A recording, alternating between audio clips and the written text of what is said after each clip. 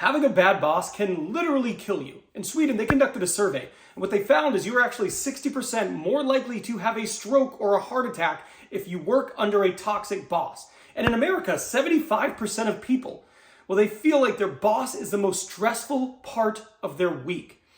But how do you know if you have a toxic boss? In today's video, I'm going to give you 5 of the most common signs that you have a toxic boss. That way, if you find out you do, you can look for a new job and get away from that person before they kill you. Now, the first major sign that you have a toxic boss is they act different around you than they do their manager. Okay, so if you're around your boss and they are a nightmare and they are terrible to be around, but then their boss walks into the room and all of a sudden they are kind, they are listening, they're empathetic, they're curious, they're friendly, they're laughing, that is a bad boss. You do not want to work for that person. There's a phrase for a person like that, and it's they smile up and they kick down. And if you work for a person like that, your life is going to be complicated. Your life is going to be terrible. On Sunday night, you will have panic diarrhea. You do not want to work for a person like that. That is sign number 1. A telltale sign that you have a toxic boss is they micromanage you. Look, a person who micromanages you, a boss who goes out of their way to breathe down your neck, check everything you do, and they are always in your business, is a bad leader. They are toxic.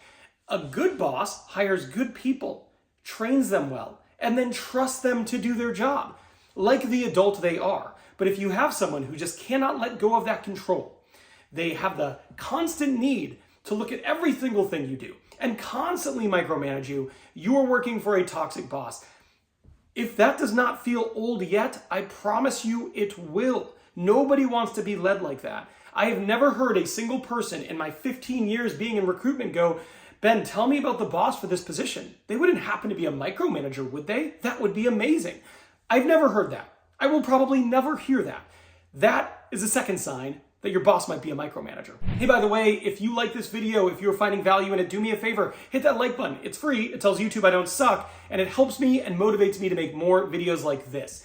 And if you're already willing to do that, then hit that subscribe button. That way you never miss one of my 3 free weekly videos, all designed to help you land your dream job and maximize your career. If they take credit for your work, that is a toxic boss. Look, you never want to work for a person who makes you do a bunch of stuff and then they present it as their own work.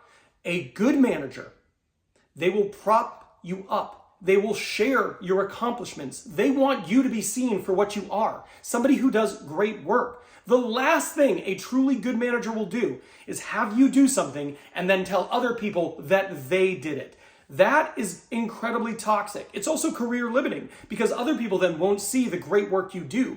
They'll assume that you are not doing good work because what other conclusion would they reach? Your manager is taking credit for your work. So if you have a boss like that, they are toxic and you need to get out of there. If your boss points out all the mistakes you make constantly, but then rarely praises you when you do good work, they are a toxic boss.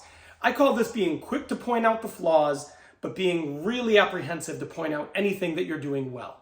You don't want to work for a person like that. Working for a person like that is going to be incredibly stressful and will rarely ever feel rewarding. It'll feel like a chore. It'll feel terrible. That is a toxic boss. And if you feel that your boss is always nitpicking the things you do, and they're always pointing out the things you could have done better, but then when you do a great job, they are silent, they are nowhere to be found, you need to get out of there. You don't want to work for a boss like that. They don't listen to you. If you have a boss and you say things to them and they just don't care, don't listen, don't remember what you're saying, there's a difference between hearing you and listening to you. That is a boss you don't want. That is a toxic boss. It'll be obvious because they'll ask you the same question over and over again. And whenever they get the information, they'll act like it's the first time they're hearing it because they just don't remember you saying it before, or they ignore you. You bring a concern to them and they just ignore it. They choose not to acknowledge it. They move on with their life as if they have never heard that and you didn't say anything to them. You don't want to work for a person like that. A really good boss will understand. They'll want to listen to you. They'll want to know how you're feeling. They'll want to know your thoughts and perspective on things. And if they don't, well, you don't want to work for a person like that. Another thing a bad boss will do is they're going to lie to you. And speaking of lies, there is a lie that I believed about interviewing for years. And it was only when I became a recruiter that I realized this commonly believed truth is actually a lie. And if you want to know what that is, and believe me, you do, you should watch this video. In this video, I explain the lie that I believed about interviewing for years. So I'm done here, but I'll see you over there.